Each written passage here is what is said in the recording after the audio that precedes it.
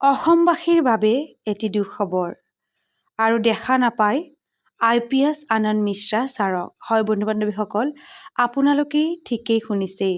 সকলোকেই এৰি অসম এৰি চিৰদিনৰ বাবে গুচি গ'ল IPS আনন্দ মিশ্ৰা ছাৰ।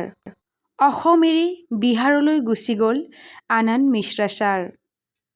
বিহাৰ কেডাৰত শীঘ্ৰেই যোগদান কৰিব আৰক্ষী বিষয়াগৰাকীয়ে। অসমৰ কেইবাখনো জিলাত আৰক্ষী অধীক্ষক হিচাপে কৰ্তব্য পালন কৰি ৰাজ্যবাসীৰ হৃদয়ত স্থান দখল কৰিবলৈ সক্ষম হোৱা IPS বিষয়া আনন্দ মিশ্ৰাই অসমৰ পৰা বিদায় লোৱাৰ খবৰে মৰ্মাহত কৰিছে অনেকক। খবৰটি শুনি বাৰু আপোনালোকৰো বেয়া লাগিছেনে? কমেণ্ট কৰি জনাবচোন। যদিহে আপোনাৰো IPS আনন্দ মিশ্ৰা ছাৰক ভাল লাগিছিল তেতিয়াহ'লে ভিডিঅ'টো এটা লাইক কৰিব, শ্বেয়াৰ কৰিব, নতুন হ'লে চেনেলটো ছাবস্ক্ৰাইব কৰি দিব।